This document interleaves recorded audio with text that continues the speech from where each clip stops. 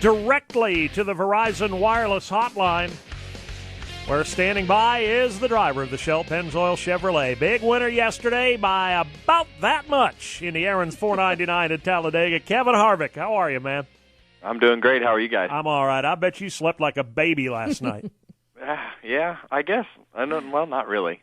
Really? No. You're pretty jacked up after 2 races in one day, so I'll probably sleep good tonight, though, once the adrenaline slows down. I got to believe, okay, maybe emotionally jacked up, but physically, like, semi-comatose. I mean, that's a hard day at the races, man. Yeah, I'll tell you, honestly, that place physically is not that bad. Mentally, it drains the crap out of you just because you feel like your eyes are going to pop out of your head from just paying attention to what's going on behind you and trying to drive straight and all the stuff going on around you. So it's more of a mentally draining, which can be just as draining as physically draining for sure. Yep. A couple of minutes ago, we heard a piece of audio from RC saying that it was a heck of a move, but he thought you waited just a split second too long. Did that thought cross your mind as well? Because, boy, it was awfully close there to stripe. Yeah, well, we just didn't want to get – I didn't want to get too far.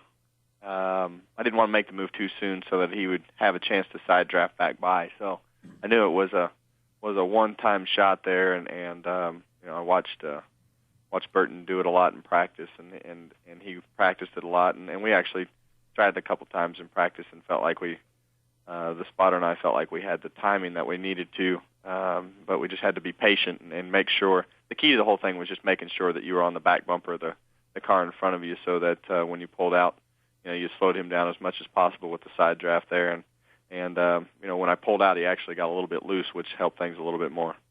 So let me make sure I understand here. You and Jeff Burton, 2 teammates, went out in practice and practiced last lap moves on each other? I was done practicing. I was actually watching it on TV. Oh, I see.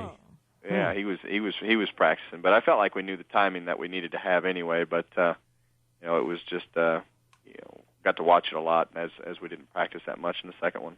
It's amazing what you can learn by watching, isn't it? Just about That's where right. to do it. Where to do it. Pay attention, you can learn a lot of things. I guess so. Spoiler versus wing. Obviously, in terms of leaders and lead changes, the most competitive race in the history of NASCAR yesterday. How much of that do we get to attribute to that little flat piece of aluminum across the back end of your car? Well, you can definitely, get behind somebody and push your way back up through the pack if you get hooked up right. So I think that piece of it made it so that you could get yourself back in contention if you got hooked up right until you started overheating. So I think the spoiler contributed to it a lot because it's the same car. All we did was take the wing off, and you could do those things before, but not like that, not like you could with the spoiler and what we saw yesterday. From our vantage point, the cars looked stable yesterday. I don't think I saw 3 or 4 guys come off turn 2 to any degree of sideways, and those that did seemed to have a little help in getting sideways. Were they as comfortable to drive as they looked? Well, the cars have really been that comfortable, really since they've repaved the racetrack. The track has just a ton of grip, and it's really more of a chess match than it is anything now. You put as much speed as you can in the car, and that's what you race and qualify. So, from that standpoint, handling really is no issue there anymore. It's all about the speed of your car and timing your passes right and getting hooked up and staying out of the crashes. You spent a lot of time yesterday hanging out in the back, like half a lap back a couple of times. You weren't alone in that. There were a few others that did it. You got to feel today like that strategy paid off in spades. It doesn't always, but it sure did yesterday. Yeah, we used to race like that all the time there, and we got crashed 4 or 5 years ago there doing that, and everybody, including myself, got a little bit frustrated with not getting up there and racing.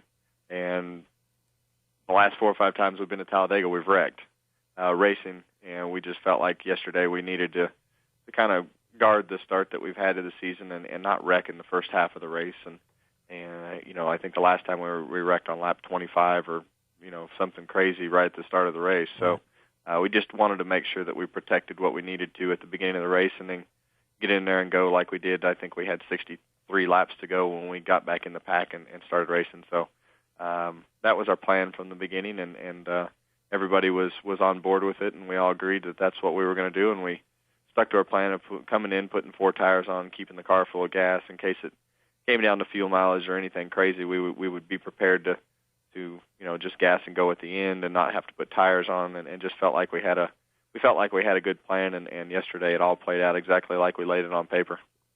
Second in points now, just 26 behind Jimmy Johnson. Obviously, Jimmy's still where everybody wants to be. You want to be at the head of the pack, but comparing where you are now to where you were 12 months ago today, you got to be a pretty happy camper with the way this season's gone.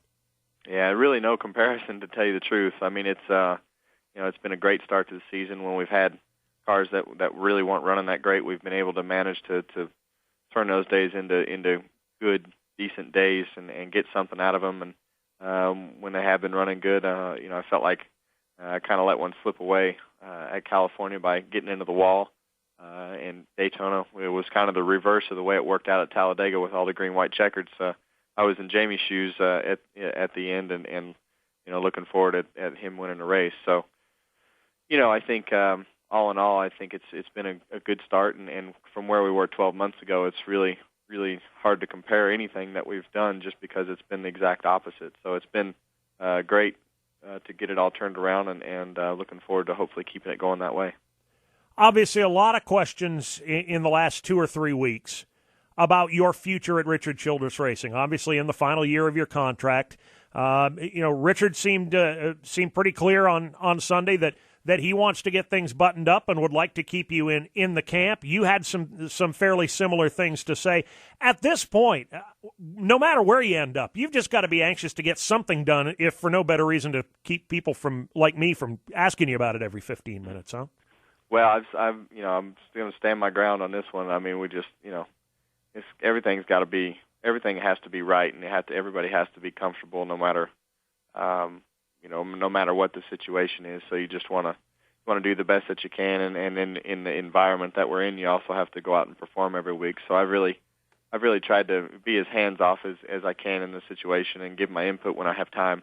I've learned one thing. The biggest thing I've learned by owning a business is you don't put people in places that they don't want to be, and you don't rush things to get them done. So we won't do that. We'll make sure that all the I's are dotted and the T's are crossed, and everything that needs to be thought of and from all sides, no matter whose side it is, are done right. And that's the main thing, to make sure that things are done right, so that when they go forward, everybody is on the same page.